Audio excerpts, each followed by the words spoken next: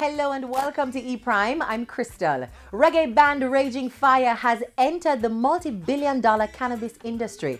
The VP Records Grammy-nominated reggae act, obviously impressed by the statistics and projections for the industry, saw the need to be on the front line of the revolution and made good on the opportunity to become ganjapreneurs. Raging Fire inked a major deal with the Colorado-based company Elite Organics, who together have created Raging Fire's Everlasting Kush line of products and seeds. The product, of course, named after their Grammy-nominated album, Everlasting.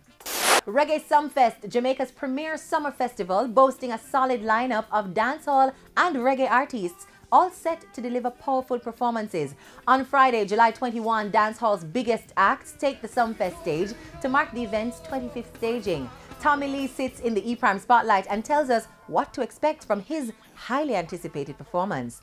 Tommy Lee, I'm going one of the best performances this year. You see me? I'm going to come see it for myself live, live in colors. You see me? So just follow, come full on yourself, bring the queen, even the machine.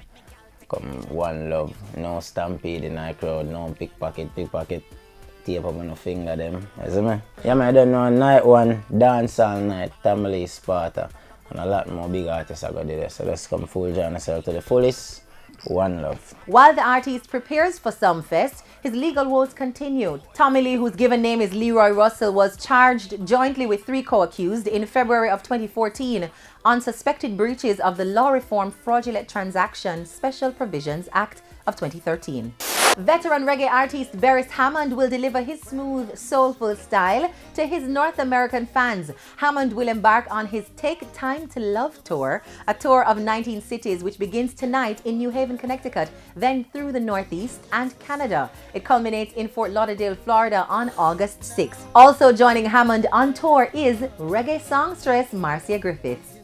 On the international scene, Flight Network, a Canadian-based online travel agency, has named Reggae Sumfest in the top 10 list of global festivals for 2017. The Jamaican Reggae Festival is ranked the 9th best festival worldwide in a list of 36 globally, based on several important factors including music, food and culture. The inclusion is considered a significant boost for the annual festival, which takes place from July 16 to 22 at the Catherine Hall Complex in Montego Bay. And that's it for this evening's edition of E-Prime. I'm Crystal. Thank you for watching.